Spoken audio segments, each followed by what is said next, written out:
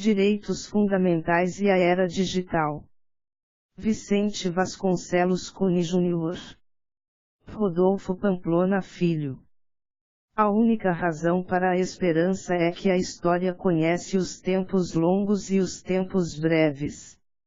A história dos direitos do homem, é melhor não se iludir, é dos tempos longos.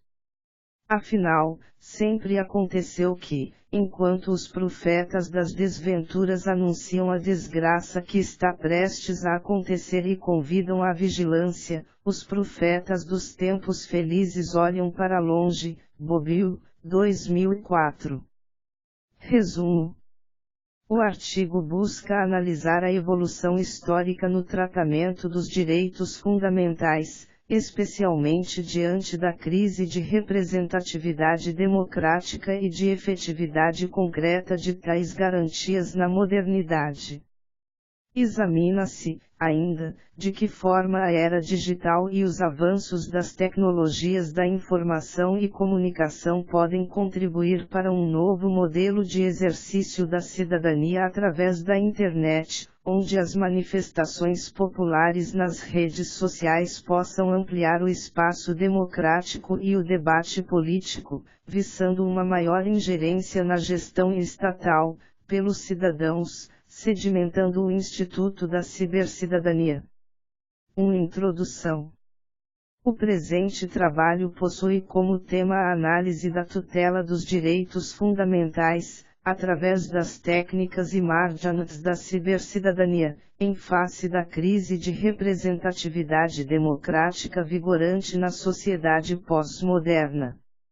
O objeto do estudo enfocará as formas de concepção dos direitos fundamentais no ordenamento jurídico brasileiro e as respectivas consequências sociais e jurídicas de tais avanços perante a sociedade. A problemática a ser examinada consiste em estudar a efetividade dos direitos fundamentais na sociedade, em face do crescente descrédito da representatividade democrática, calcado na inépcia dos entes governamentais para a garantia do gozo de tais direitos pela população. As respostas a tais inquietações passam inicialmente pelo estudo da evolução histórica do regramento dos direitos fundamentais nas sociedades ocidentais e sua respectiva evolução legislativa, sistematização e conformação social. Na sequência, tratar-se-á da crise de representatividade democrática identificada na sociedade odierna, notadamente nos movimentos sociais espalhados por dezenas de países, através dos quais se clama por maior atenção aos anseios da população em detrimento dos interesses perversos do escravagismo ao capitalismo financeiro. Em contraponto a este contexto de crise, destacar-se-á o papel da internet e das tecnologias da informação e da comunicação como instrumento de retomada das garantias da cidadania.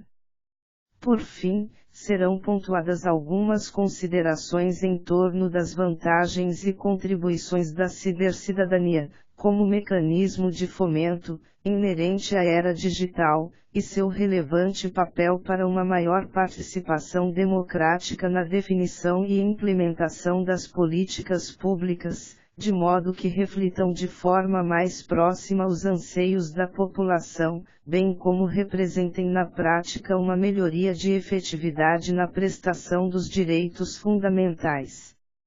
Assim, uma vez pontuadas sumariamente as questões introdutórias, aprofundaremos o estudo, esboçando sugestões para o enfrentamento dos novos conflitos vivenciados pela sociedade, analisando os meios possíveis de apaziguamento de tais demandas. 2. A perspectiva histórica e dimensional dos direitos fundamentais. O estudo da perspectiva histórica dos direitos fundamentais é de suma relevância para que se possa compreender os contornos de sua origem e de que forma impactou na evolução do Estado e do constitucionalismo moderno. De fato, como bem pontuado por Sarlet, 2015, p. 36, a história dos direitos fundamentais é também a história da limitação do poder, que exerce fundamental influência no surgimento do moderno Estado constitucional e no reconhecimento e na proteção da dignidade da pessoa humana e dos direitos fundamentais do homem. Tal entendimento é compartilhado por Volkmer, 2013, p. 122, ao entender que cada época reproduz uma prática jurídica específica vinculada às relações sociais e às necessidades humanas. Um exemplo fértil de tal assertiva se deu no âmbito da Declaração de Direitos Humanos francesa, que, acompanhando os anseios sociais da época, ao menos da classe burguesa, encampou a pauta da universalização e formalização dos direitos naturais do homem, intensificando o processo de integração legislativa visando garantir a igualdade de todos os indivíduos perante a lei. Destaca-se que essa suposta igualdade universal não se deu de forma plena na prática, sendo apenas estabelecida no âmbito formal. Afinal, ainda persistiam relações de servidão e escravagistas, além de restrições outras, como o voto censitário e no tratamento excludente dos direitos das mulheres, por exemplo.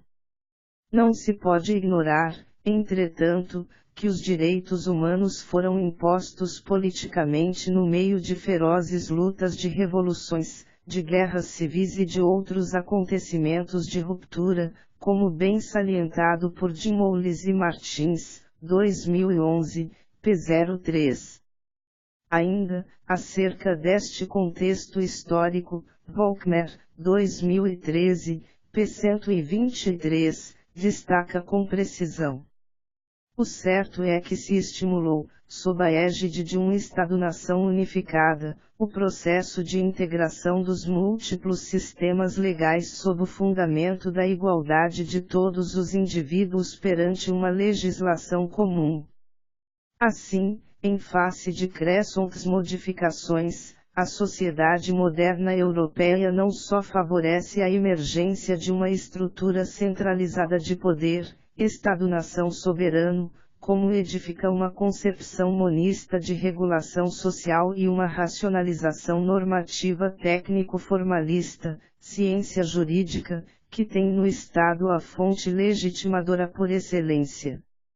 Constrói-se, neste sentido, a teoria e a prática jurídica assentadas sobre uma concepção individualista, patrimonial e científica, em que o direito expressa o que está na lei escrita e o Estado, a fonte direta e exclusiva de todas as normas sociais válidas. A França foi, portanto, uma das precursoras na institucionalização dos direitos do homem, porém a abrangência e profundidade da tutela de tais direitos evoluem com os avanços e anseios da sociedade, possuindo, portanto, nítido caráter de historicidade, ou seja, variam de época para época, mantendo-se sempre forte proximidade com a política. Pérez Luno, 2012a, p. 16, destaca que la mutación de los derechos humanos ha determinado la aparición de sucesivas generaciones de derechos. Los derechos humanos como categorias históricas, que tan solo podem predicar-se com sentido em contextos temporalmente determinados, nascem com la modernidade em el seno de la atmosfera iluminista que inspirou las revoluções burguesas del siglo XVIII. Ocorre que, a sociedade e os valores culturais se modificam com o tempo e a positivação dos direitos fundamentais é o produto de uma dialética constante entre o progressivo desenvolvimento das técnicas de seu reconhecimento no direito positivo e a paulatina afirmação no terreno ideológico das ideias da liberdade e da dignidade humana, como defendido por Sarlet, 2015, p. 37. Assim, o desenvolvimento e a mudança da sociedade culminaram no nascimento, ampliação e universalização ou aprofundamento das concepções dos direitos fundamentais já reconhecidos, que, no sentir de Bovio, 2004, p. 73, processou-se por 3 razões. A. Aumentou a quantidade de bens considerados merecedores de tutela. B. Estendeu-se a titularidade de alguns direitos típicos a sujeitos diversos do homem. C. O homem não é mais concebido como ser genérico, abstrato, mas é visto na especificidade ou na concreticidade de suas diversas maneiras de ser em sociedade, como criança, velho, doente, etc. A tutela dos direitos fundamentais, portanto, representa na prática a materialização dos anseios da sociedade ao longo dos tempos, sendo comumente representados por dimensões diversas, que serão aqui delimitadas, doravante. De fato, a universalização dos direitos humanos tem gerado na doutrina uma proposta de sistematização, dividindo-os em gerações ou para adotar a terminologia mais adequada e atual em dimensões, tais como se observa das obras de renomados doutrinadores.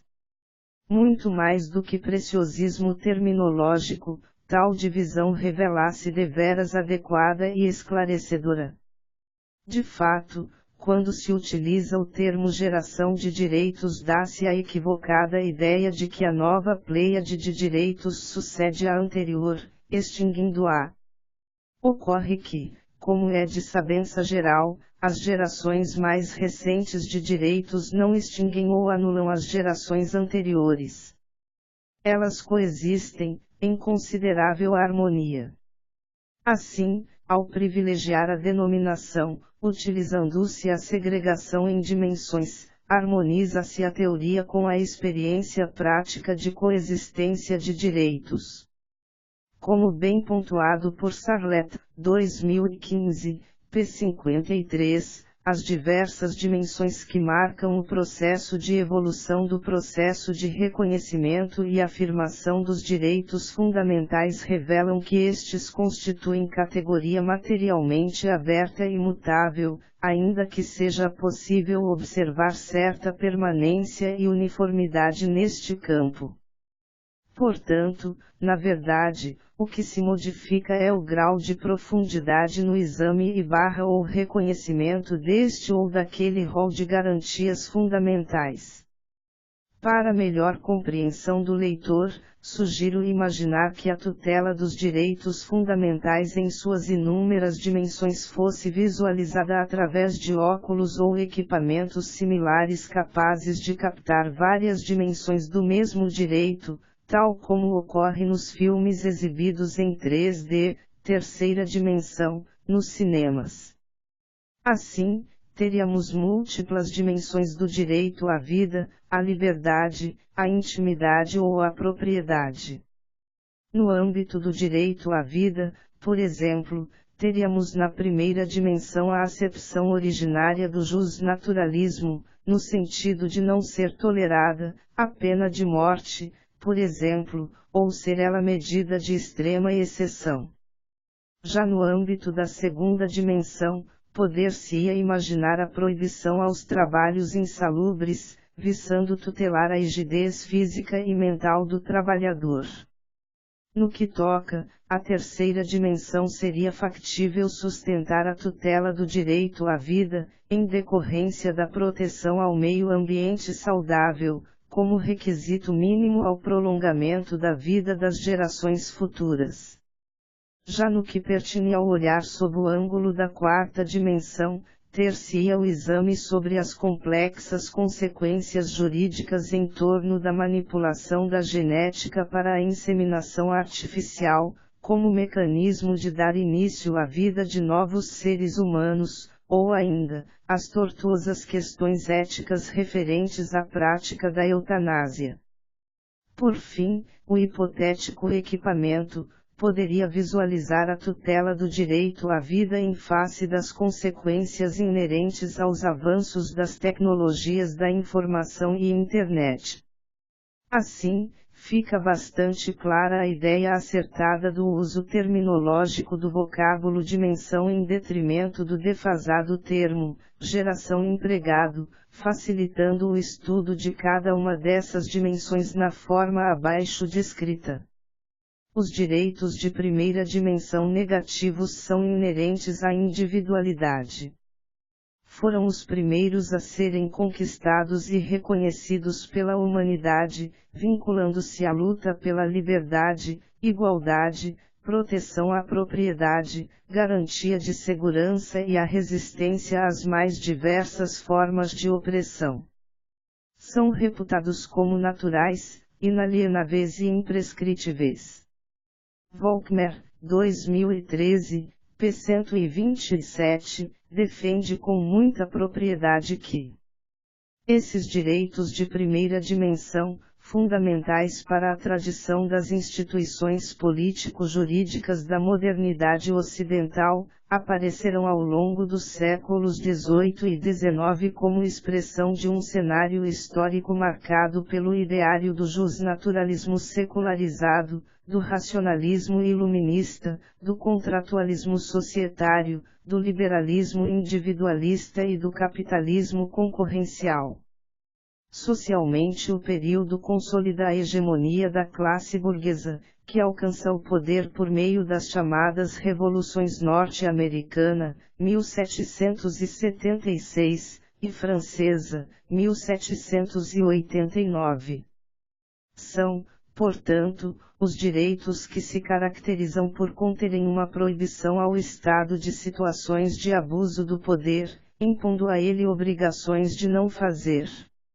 São os clássicos direitos civis e políticos, também denominados de direitos de dimensão negativa.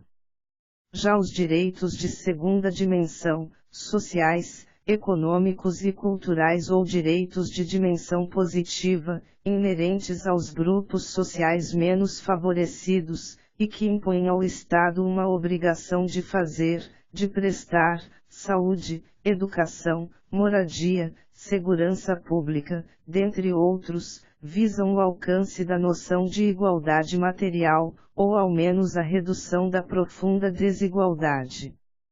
Afinal, não há como ser inteiramente livre sem as mínimas condições de dignidade e bem-estar social. Os estudiosos do tema vinculam o início de tais conquistas ao período pós-Revolução Industrial. Laffer, 1998, p. 127, os conceitua da seguinte forma: direitos de crédito do indivíduo em relação à coletividade.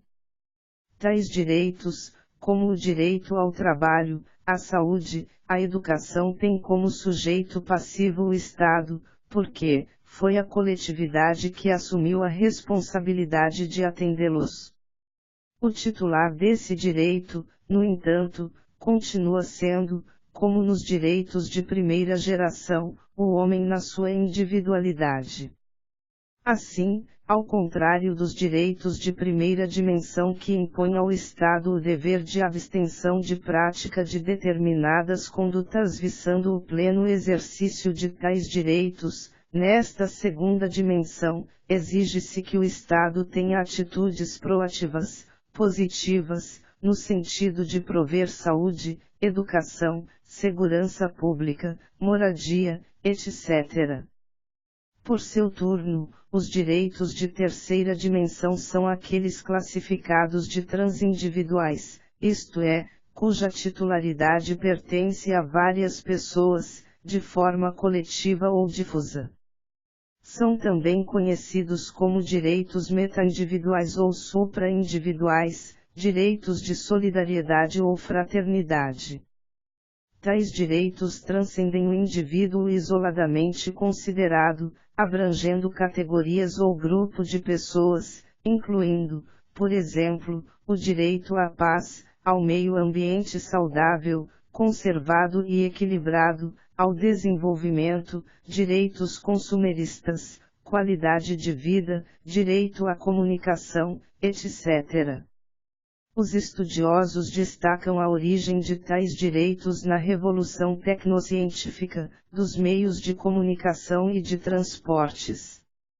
No direito pátrio, essa dimensão de garantias distingue-se entre direitos coletivos em sentido estrito, direitos individuais homogêneos e direitos difusos, tal como preconizando por Salwin e Linewix, 1997, p. 53-54. Aspecto nuclear dos direitos metaindividuais. A distinção entre direitos difusos e coletivos nem sempre fica muito clara, podendo-se dizer que o critério subjetivo os diferencia, maior ou menor indeterminação dos titulares do direito. Os direitos difusos centram-se em realidades físicas, genéricas e contingentes, acidentais e mutáveis que engendram satisfação comum a todos, pessoas anônimas envolvidas, mas que gastam produtos similares, moram na mesma localidade etc., enquanto os direitos coletivos envolvem interesses comuns no interior de organizações sociais, de sindicatos, de associações profissionais, etc. Muitas vezes a forma de contemplação dos direitos inerentes a esta dimensão se dá através de demandas coletivas que no sentir de Arenhart, 2005, p.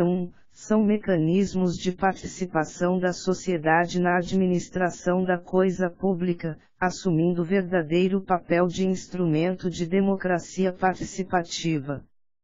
Assim, nesta dimensão o foco é a tutela de grupos humanos, tais como a família, o povo, a nação e as futuras gerações, de implicações transindividuais, reclamando responsabilidades em escala para sua efetivação.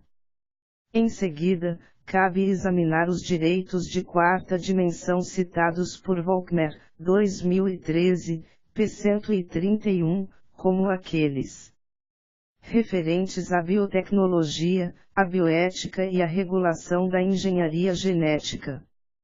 Trata dos direitos específicos que têm vinculação direta com a vida humana, como a reprodução humana assistida, inseminação artificial, aborto, eutanásia, cirurgias intrauterinas, transplantes de órgãos, engenharia genética, clonagem, contracepção e outros.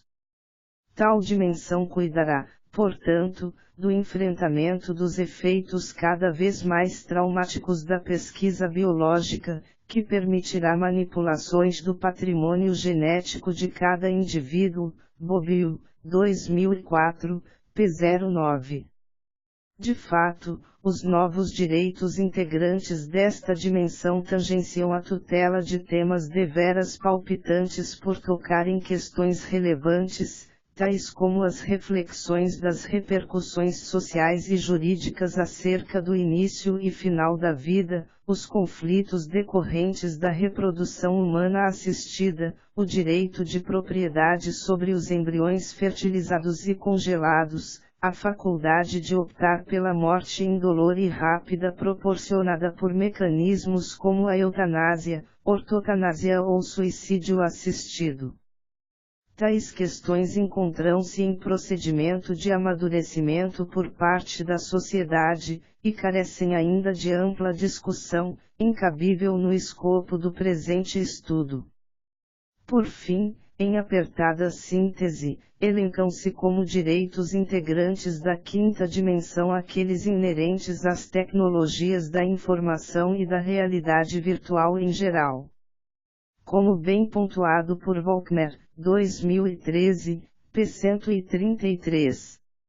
A passagem do século XX para o novo milênio reflete uma transição paradigmática da sociedade industrial para a sociedade da era virtual.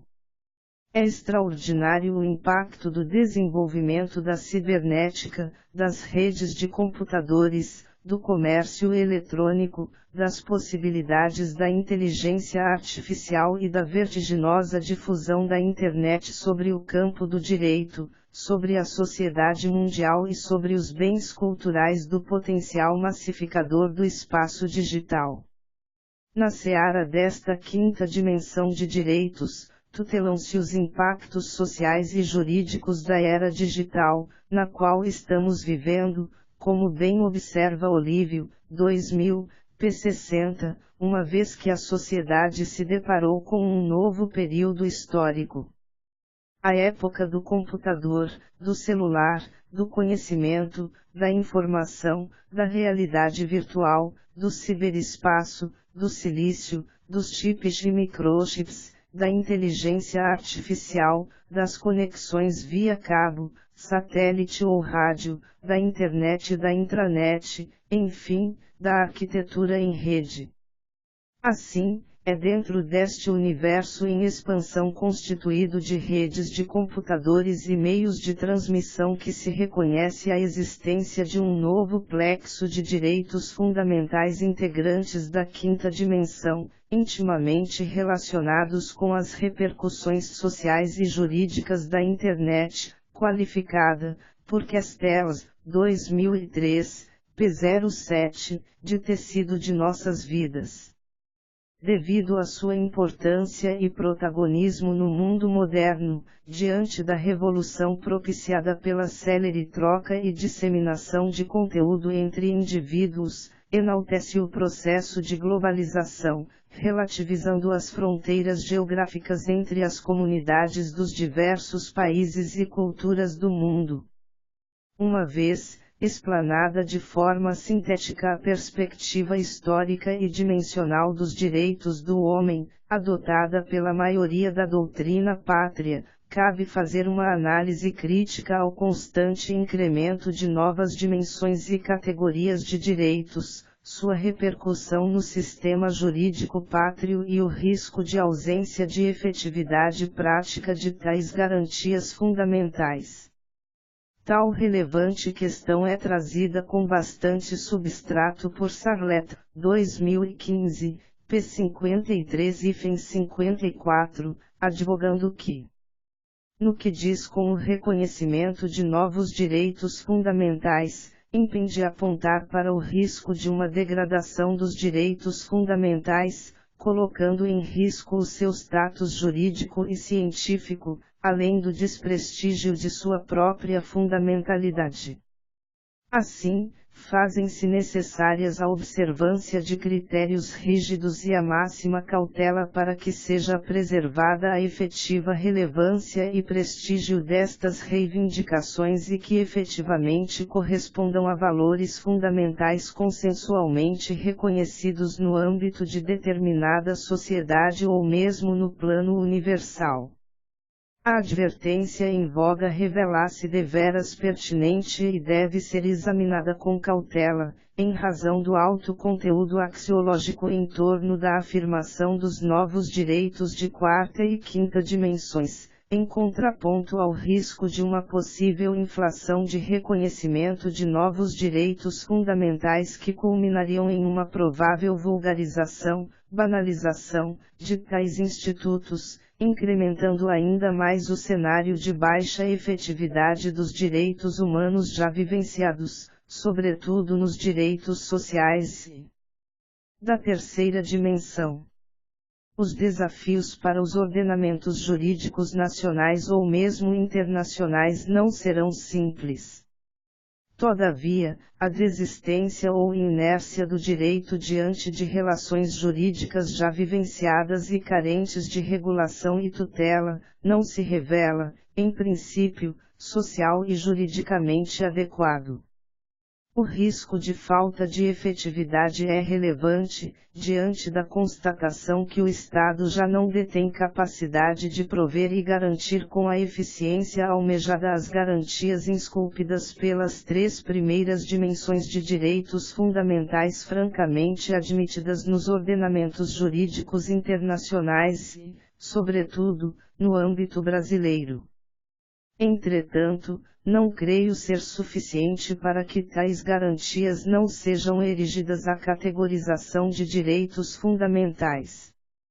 Uma vez, explanada de forma sintética a perspectiva histórica e dimensional dos direitos do homem, Mr. se faz uma análise crítica sobre a crise de representatividade democrática dos Estados soberanos e seus impactos na esfera da tutela dos direitos fundamentais e da cidadania através da Internet.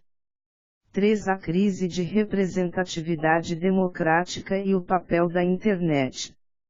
Em que pese todo o arcabouço, constitucional, legal e até mesmo internacional, calcado em tratados multilaterais dos quais o Brasil é signatário, há muito tempo verifica-se uma carência de efetiva tutela dos direitos fundamentais. De fato, os Estados, sobretudo dos países periféricos, suscitando os mais variados motivos, não têm logrado êxito em tutelar as mínimas garantias fundamentais aos cidadãos, quer na esfera negativa, primeira dimensão, quer nas demais dimensões, notadamente no campo das prestações estatais positivas, no tocante aos direitos sociais, econômicos e culturais, bem como no âmbito da dimensão da fraternidade, no qual é evidente o fracasso, diante das recorrentes catástrofes ambientais, além da resiliência de grandes potências econômicas quanto ao comprometimento com o desenvolvimento sustentável. Após as áureas décadas dos tempos do pós-guerra, no início dos anos 90, já se vislumbrava a crise do welfare state, que nos anos seguintes restou ainda mais evidenciada, sobretudo nos países subdesenvolvidos, nos quais a carência de tutela inerente aos direitos fundamentais tornou-se endêmica, gerando o sentimento de que sua efetividade é cada vez mais utópica. No caso brasileiro, mesmo a alternância de poder político vivenciado nas últimas 3 décadas, não foi capaz de debelar o cenário crítico de plena carência na efetivação dos direitos fundamentais nas suas múltiplas dimensões, com especial destaque para aquelas da segunda dimensão, os quais comumente dependem de ações, programas e políticas positivas por parte do Estado. Em paralelo à crise do welfare state, somam-se os impactos da globalização, nas sociedades e economias nacionais, tal como destaca Kurz, 1995. A partir da década de 60, o comércio mundial expandiu-se com maior rapidez do que a produção mundial, e a aparente autonomização do comércio ganhou novo alento no início dos anos 80. O Estado é cada vez menos o capitalista coletivo ideal, Marx, com voz de comando ativa sobre o estoque de capital nacional. Com a diminuição da competência do Estado, desfaz-se também a contradição entre libertação nacional e imperialismo. Além disso, a globalização acarreta uma nova contradição estrutural entre o mercado e o Estado. De fato, por meio da internacionalização do estoque de capital, o capital foge ao controle estatal e diminui as receitas públicas. Os Estados, devido à falta de recursos financeiros, abandonam à sua própria sorte uma parcela cada vez maior da população, roubando-lhe o direito à cidadania. Tal abandono e ineficiência revela-se ainda mais latente em face dos desafios da concorrência internacional e da globalização, perdendo espaço o protagonismo estatal e fazendo com que o papel do Estado apareça duplamente contraproducente, a, pelos supercustos que impõe ao trabalho para financiamento dos encargos sociais e b, pelos limites legais que coloca a exigência de competitividade máxima das empresas no mercado internacional. A extensão competitiva das atuais sociedades globalizadas, em verdade, destaca-se no contexto histórico da evolução da incontestável crise da modernidade e da concepção individualista, patrimonial e científica, tal como denunciado por Volckmer, 1998, p. 152, gerando dificuldades crônicas de efetivação da justiça, culminando nas demandas dos tempos atuais, nos quais se fazem prementes as mudanças e construção de novos paradigmas, direcionados para uma perspectiva pluralista, flexível e interdisciplinar. Volkmer, 2001, p. 13. Nesta senda, é efetivamente relevante debruçar-se sobre os efeitos da crise da modernidade, tal como assevera Soares, S.D. Com a crise da modernidade, muitos estudiosos referiram a emergência de um novo paradigma de compreensão de mundo após modernidade. A perspectiva pós-moderna passou a indicar a falência das promessas modernas de liberdade, de igualdade, de progresso e de felicidade acessíveis a todos. A desconfiança de todo discurso unificante torna-se o marco característico do pensamento pós-moderno. A realidade social, dentro da perspectiva pós-moderna, não existe como totalidade, mas se revela fragmentada, fluida e infeliz. Neste cenário de carência de gozo e fruição mínima de direitos fundamentais, em face da crise que atinge parte relevante dos países do globo, surge na população mundial um sentimento de carência de representatividade democrática, representado pela eclosão de diversos movimentos sociais confrontando os estados, diante da suposta eleição equivocada e desvinculada do sentimento dos cidadãos, no tocante aos rumos da gestão pública.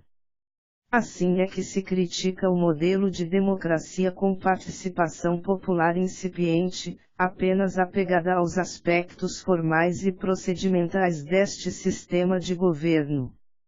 Rubio, 2014, p. 109, destaca que em uma democracia que se circunscreve a uma técnica de governo para eleger a elite representante e para legislar e administrar as leis, os resultados são manifestos. O mundo das relações humanas torna-se despolitizado, mesmo estando estas embebidas de relações de poder, e os seres humanos são isolados e desvinculados da prática ativa e diária.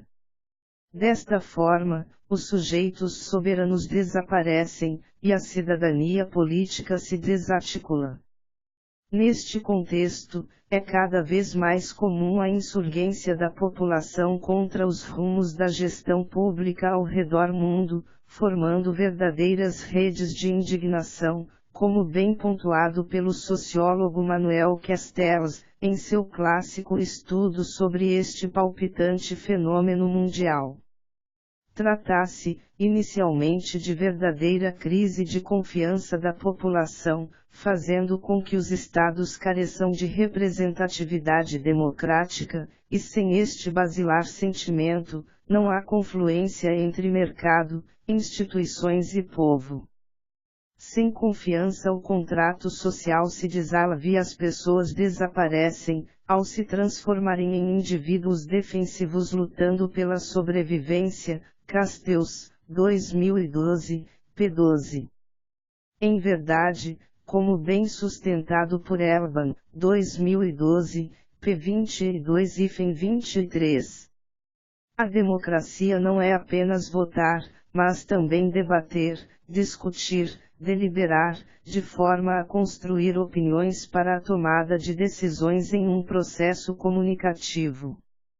De nada adianta que o poder emane de todos se não há diálogo entre os integrantes de um Estado entre si ou entre este e sua população, de forma a possibilitar que o exercício do poder se dê de forma efetiva e cristalina.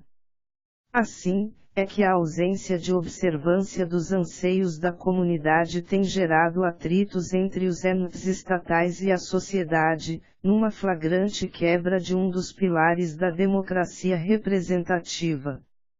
O que já vinha sendo observado por Castells, 2005, p. 43, ao sustentar que o Estado reconheceu-se cada vez menos capaz de desempenhar esse papel de pilotagem da economia a serviço da manutenção do equilíbrio social, atestando a incapacidade do Estado-nação de represar o mercado, bem como os anseios da população que se sente cada vez menos protegida e representada pelos interesses estatais, por sua vez comprometidos com as amarras do capitalismo pós-moderno. Como forma de resposta a esta situação de abandono estatal e crise de representatividade, a sociedade tem cada vez mais se valido da internet como enzima, catalisadora dos encontros, discussões e difusão célere de ideias, num cenário mais democrático e livre de ideologias, como bem observado por Castells, 2012, p. 11. De início eram uns poucos, aos quais se juntaram centenas, depois formaram-se redes de milhares, depois ganharam o apoio de milhões, com suas vozes e busca interna de esperança, confusas como eram, ultrapassando as ideologias e publicidade para se conectar com preocupações reais de pessoas reais na experiência humana real que fora reivindicada. Começou nas redes sócias da internet, já que estas são espaços de autonomia, muito além do controle de governos e empresas que ao longo da história, haviam monopolizado os canais de comunicação como alicerce do poder. Neste campo virtual, imune aos mais variados espectros de controle social-político, no qual se debatem projetos de múltiplas fontes de pensamento, em busca de um bem genuinamente comum, os cidadãos sentem-se mais seguros para confrontar o Estado em face da situação de carência de efetividade dos direitos fundamentais, numa forma relativamente nova e eficaz de exercer a cidadania.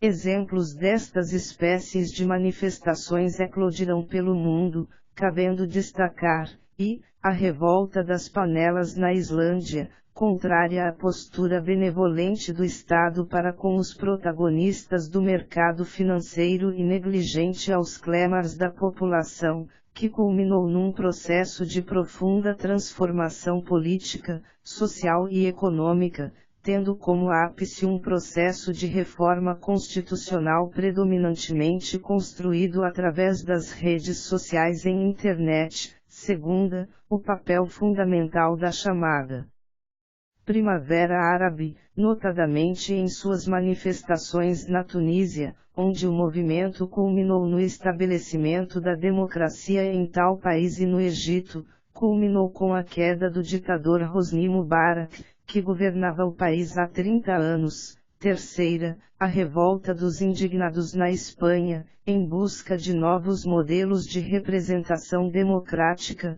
clamando por reformas no sistema eleitoral, de forma a garantir maior participação consciente dos cidadãos, inclusive pelos meios digitais. Quarta, o Occupy Wall Street. Nos Estados Unidos da América, altamente influenciado pelos ecos vindos da Europa, clamava por justiça social e democracia real, em confronto direto contra o núcleo do capital financeiro. V. As manifestações brasileiras de junho de 2013, ainda que com certo atraso em relação ao resto do mundo, também questionaram o velho modelo de república representativa, formulado no século XVIII, implantado como modelo único em praticamente todo o planeta, em face dos seus clarividentes sinais de esgotamento.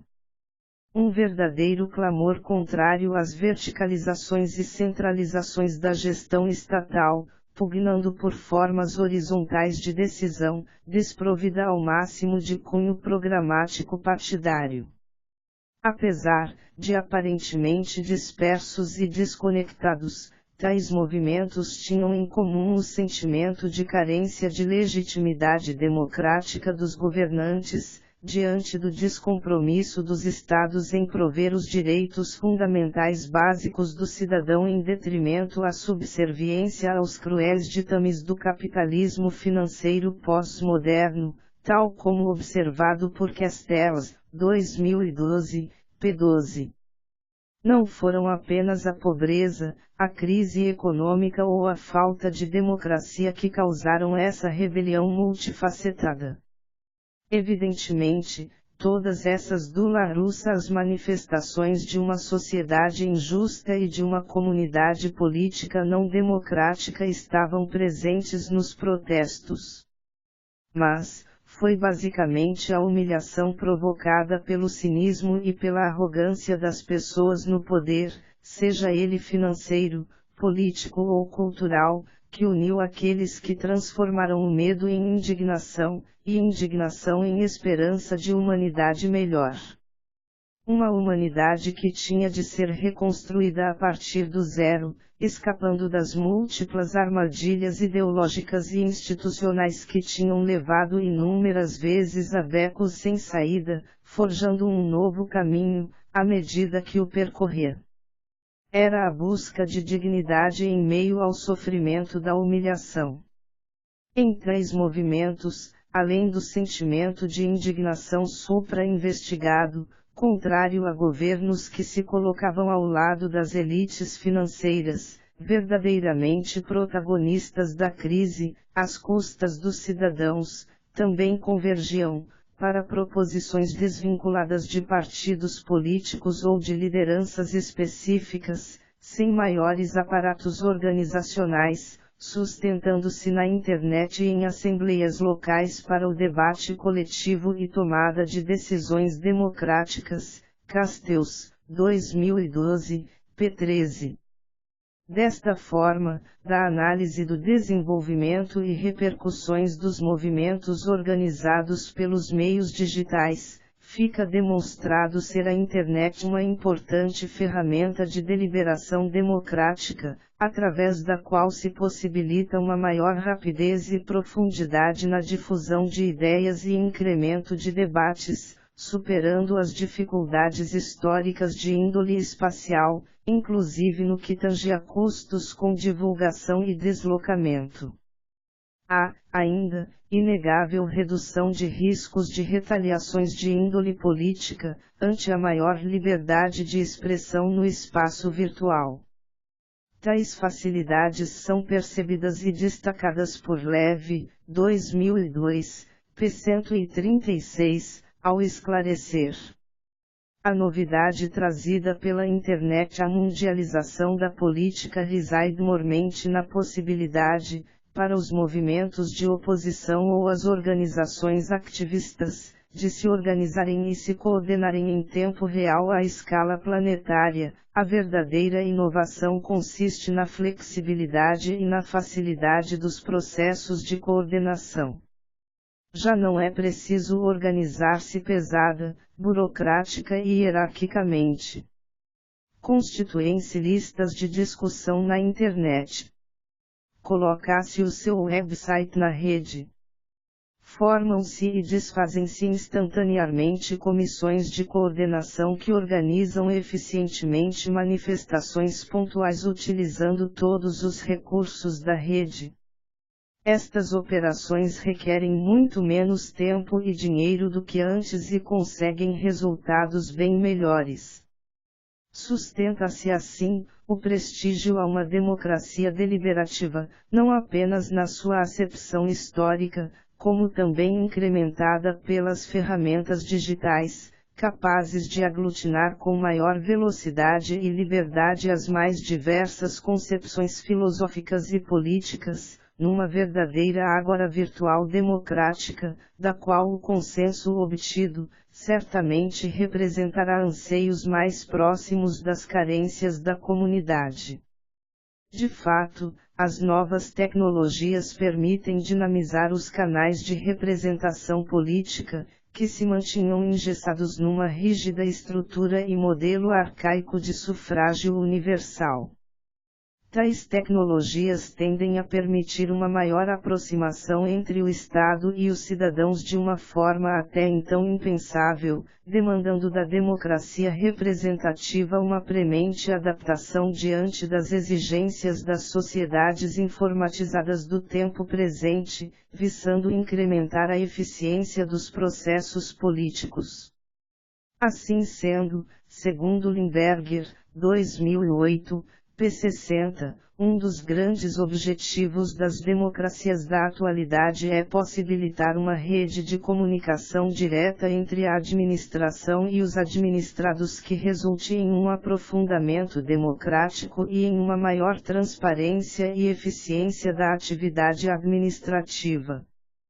Conclui-se que, num cenário de maior participação democrática, potencializada pelos meios digitais, a sensação de carência de representatividade hoje vivenciada, tende a reduzir, sobretudo se vier acompanhada de incremento na transparência da gestão das políticas públicas, conferindo oportunidade à sociedade de exercerem seus direitos elementares da cidadania, na busca de uma maior efetividade dos direitos fundamentais constitucionalmente tutelados. 4 considerações finais. Como visto nos tópicos anteriores, vive-se uma crise de representatividade democrática, na qual a população perdeu sensivelmente a crença de que os governantes possam prover de forma efetiva o gozo dos direitos fundamentais e das garantias mínimas da cidadania.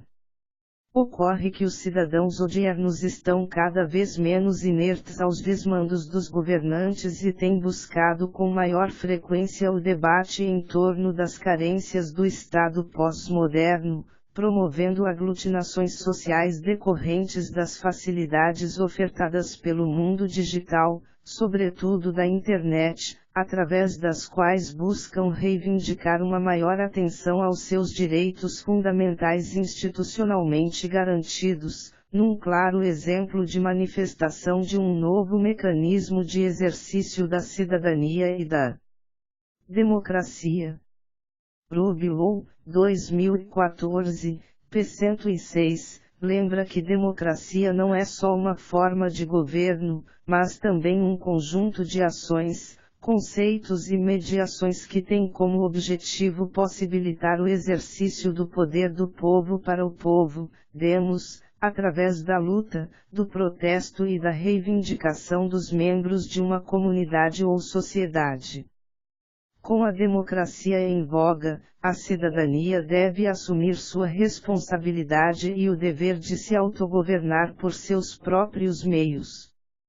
É justamente neste contexto que os meios digitais, tecnológicos e informáticos vão protagonizando uma nova forma da democracia a ser exercida, disponibilizando para as sociedades mecanismos mais céleres, livres de amarras políticas partidárias, nos quais o debate é intenso, em tempo real, isento de entraves espaciais e territoriais e com uma velocidade assombrosa de disseminação das informações e ideias discutidas.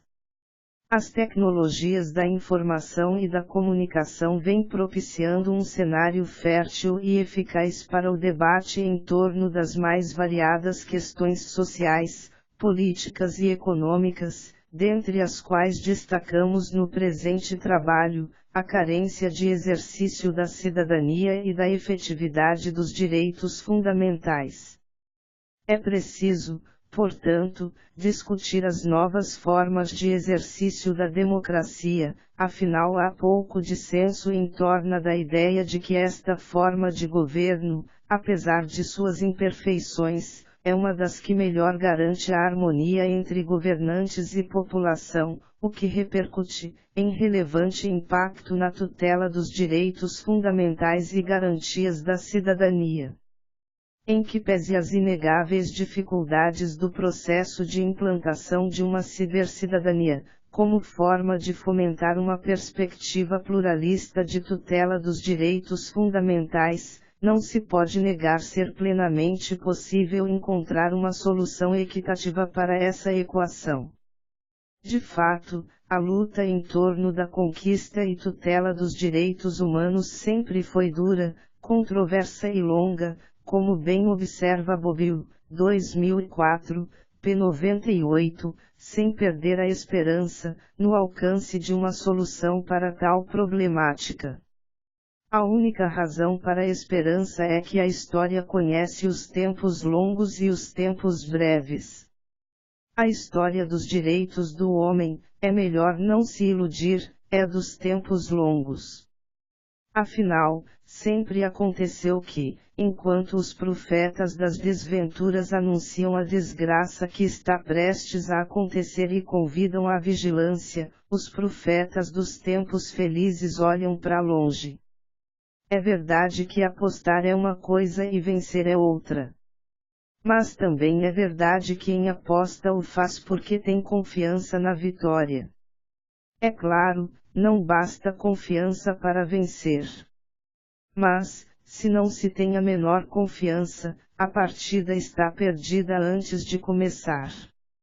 Depois, se me perguntassem o que é necessário para ter confiança, eu voltaria às palavras citadas no início: conceitos justos, uma grande experiência e, sobretudo, muita boa vontade. Entendemos que o primeiro passo no caminho da tentativa de encontrar uma solução para tal problema seja evitar os modelos prontos de resoluções importadas ou impostas de cima para baixo pelos poderes executivo, legislativo ou judiciário, buscando uma maior interação com a sociedade. A solução mais legítima passaria, portanto, pelo fomento a uma cidadania exercida de forma mais plena, com ampla participação no âmbito das decisões políticas do Estado, reduzindo o acima denunciado cenário de carência de representação democrática, hoje vivenciado. Nesta senda, a sociedade poderia se organizar, transpondo seus anseios, através de participação mais ativa e decisiva, com amparo das tecnologias da informação e da comunicação, nos processos de regulamentação das garantias dos direitos fundamentais, no âmbito do Parlamento, podendo ainda influenciar na eleição de prioridades das políticas públicas a serem implementadas pelo Poder Executivo, ou, em última ratio, a provocação do Poder Judiciário, através da ampliação do rol de ações e remédios jurídicos de amplitude coletiva, nos moldes similares às ações civis públicas.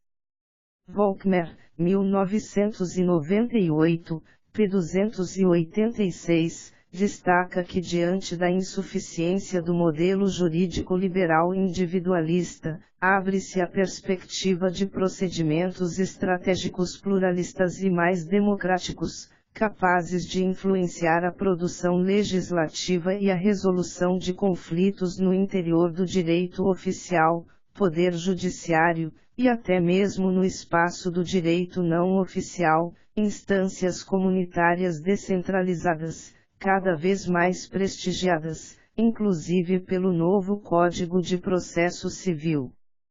Desta forma, inegável a importância da participação ativa da sociedade e de novos atores sociais, tais como organizações não governamentais, entidades de classes, Ordem dos Advogados do Brasil, movimentos sociais, munidos das ferramentas disponibilizadas pelas tecnologias da informação e da comunicação, assumindo o papel de coprotagonistas ao lado do Estado, no processo de efetivação dos direitos fundamentais e garantias da cidadania, no seio da sociedade pós-moderna. De fato, os cidadãos cada vez mais percebem que através dos meios tecnológicos da comunicação em rede, incrementam as formas de exercício dos direitos fundamentais, exercendo de forma mais ativa as garantias da cidadania, ocupando espaço mais relevante na construção do processo democrático. As tecnologias da informação e da comunicação são de profunda relevância para a deliberação, aglutinação e difusão dos anseios sociais, como meio de influenciar positivamente a atuação estatal, tal como observado por Pérez Luno, 2012a, p. 52. Internet ha venido a facilitar la realización práctica de esas propuestas teóricas. Hoy ya existen los medios técnicos, em épocas anteriores inimaginables, para dotar cada domicílio de uma pantalla conectada a uma rede comunicativa universal, internet, de teleprocesso, de modo que cada cidadão pode expressar instantaneamente, desde sua pantalla de ordenador, seu ponto de vista sobre as questões que se sometam a sua eleição, ou sobre las que se recabe sua opinião, optando em favor ou em contra de elas. O sistema permite maximizar y optimizar la comunicação directa, sem nenhum tipo de mediatizações, entre los ciudadanos y quienes tienen a su cargo o poder político responsable de tomar las decisões. Deve o Estado, portanto, repensar as políticas públicas, ciente do seu verdadeiro papel de organizar, dirigir e executar a administração pública, segundo uma nova racionalidade democrática, inteiramente permeada pelas ideias de transparência, uso inteligente dos recursos e alcance social das medidas implementadas. Neste modelo, impõe-se ao Estado uma atuação calcada nos anseios da sociedade, num cenário cada vez mais permeado pelo que a doutrina denomina de boa governança política, que tem como objetivo tornar a ação pública mais eficaz e próxima ao bem-estar e interesse do público e, por isso, mais legítima. Diante de todo o exposto, a cibercidadania como instrumento de incremento de maior participação popular na esfera da gestão pública estatal deve ser plenamente observada, como técnica de arrefecimento da crise de representatividade democrática e instrumento de sedimentação de uma sociedade, na qual haja maior efetividade na tutela dos direitos fundamentais e das garantias do cidadão.